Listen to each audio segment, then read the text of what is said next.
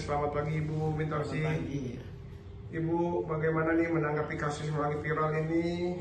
Mahasiswa hukum fakultas salah satu universitas terkenal di Jakarta ini kehilangan empati dan moral saat berada dalam kelompok tertutup seperti chat yang tak senonoh yang mereka bahas di grup WA tersebut. Bagaimana menurut Ibu itu? Jadi sebetulnya kalau hal senonoh itu ada batasnya dan tidak untuk diungkap keluar, apalagi untuk menjatuhkan mental dari orang yang terkait. Jadi misalnya kita kan seringkali misalnya dalam hal yang sangat ringan dan tidak dipersoalkan adalah misalnya kalau ada orang seksi, kita diam-diam ketahuan itu ada yang seksi, tapi itu kan hanya antara berdua, tidak sampai kita mempersoalkan ke orang itu atau secara terbuka. Jadi ini yang salah, sama seperti yang terjadi pada misalnya suatu data rahasia. Rahasia itu selama itu rahasia tidak boleh dibongkar. Tapi kalau hanya di dalam intern kelompok rahasia itu tidak masalah. Jadi letak kesalahannya kenapa sampai menjatuhkan mental orang itu. Orang yang Oke Ibu, secara psikologis apakah perilaku 16 pelaku ini termasuk gangguan perilaku atau sekedar normalisasi penyimpangan menurut Ibu sebagai seorang psikiater? Kalau kita lihat hal itu hal yang biasa, tapi rahasia tidak boleh diucapkan atau sekedar ya bisik-bisik ke kawan bisa, tapi tidak boleh sampai terungkap secara terbuka dan juga apalagi tidak boleh untuk membuat orang itu tersinggung ya. Jadi bukan tersinggungnya, itu kan sama dengan pelecehan, itu sama dengan ya bully-bully kan. Jadi itu yang salah. Tapi kenapa itu terjadi? Ini yang jadi persoalan. Oke, bagaimana dengan dampak psikologis permanen bagi 27 orang korban akibat pelecehan digital yang terencana ini menurut Ibu? Jadi kalau sampai ini terekspos, ya jelas membawa suatu dampak yang negatif.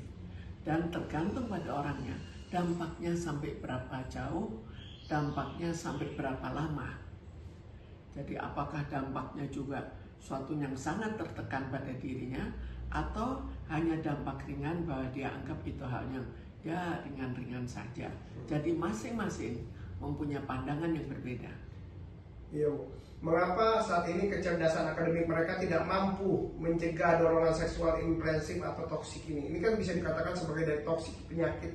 Ya, kita lihat pada saat ini yang terjadi orang kan banyak, ya banyak kesulitan, banyak iseng, banyak banyak misalnya dia apalagi dalam hal ekonomi, dalam hal di luar juga kita lihat sudah hukum kan sebetulnya tidak berhasil ditegakkan. Itu pandangan masyarakat pada umumnya, dan mereka juga sebagai mahasiswa hukum juga berpikiran seperti itu. Mungkin mereka tadinya bermoral baik, tapi begitu masuk fakultas hukum mereka berbeda. Lalu kita lihat lagi, kenapa ini sampai begitu terbuka? Kita bayangkan bahwa naluri yang ada pada mereka merupakan naluri yang biasa ada pada anak remaja. Mungkin pada mereka lebih. Dan ini yang tidak boleh terekspos, tapi mereka sebagaimana biasanya itu anak dari orang-orang yang mempunyai kekuatan, sehingga mungkin mereka lebih melihat dari segi kebal hukumnya dan iseng. Kita lihat pada orang-orang anak-anak dari yang kebal hukum itu mereka isengnya kan jauh lebih besar dan bahkan sampai pada tindak kriminal yang juga lebih besar. Oke Bu, langkah apa sih yang harus dilakukan oleh pihak kampus atau oleh mungkin bisa dikatakan untuk supaya tidak terulang lagi kejadian-kejadian seperti ini? Jelas dilakukan tindak pencegahan. Kalau bisa ketahuan ya harus ditindak sampai seberapa besar itu harus dilihat. Jadi di sini harus dinilai secara detail apa yang dilakukan.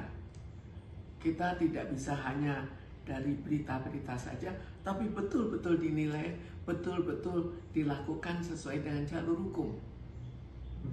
Apakah ini adalah salah satu bentuk bukti nyata tumpunya hati nurani di tengah lingkungan masyarakat kita? Oh, sekarang memang hati nurani itu tumpul. Sekarang orang sudah kita lihat tidak ada lagi yang namanya kerjasama, itu kurang sekali. saling membantu itu kurang. Kita lihat di jalan juga kurang. Jadi memang sudah orang menjadi individual, apalagi di kota-kota besar. Termasuk dalam hal ini mereka membentuk kelompok tersendiri yang akhirnya sudah tidak memperhatikan masyarakat pada umumnya dan berani untuk membuli. Kita lihat di kalangan anak-anak juga banyak membuli. Ini juga sama, pembulian, tapi pembulian dalam bentuk seksual. Menurut Ibu, yang dilakukan oleh dilakukan oleh salah satu universitas ini adalah cukup benar nggak mereka menampilkan 16 korban itu di depan umum itu dan dihujat oleh si korban pelaku ini, ditampilkan di kampus dan dihujat oleh korban ini? Menurut Ibu itu? Sekarang kalau misalnya korban itu betul-betul merasa sampai dibully dan merasa betul-betul dilecehkan dan nama baiknya dijatuhkan, maka sangat wajar bahwa yang 16 orang itu juga harus mendapatkan pelajaran supaya tahu inilah efek yang kamu lakukan. Jangan gampang-gampang iseng dan menganggap dia kebal hukum, tapi akhirnya hati nurani harus dikembangkan supaya dia lihat inilah yang kamu lakukan, ini akibat pada hati nurani kamu yang tidak ada.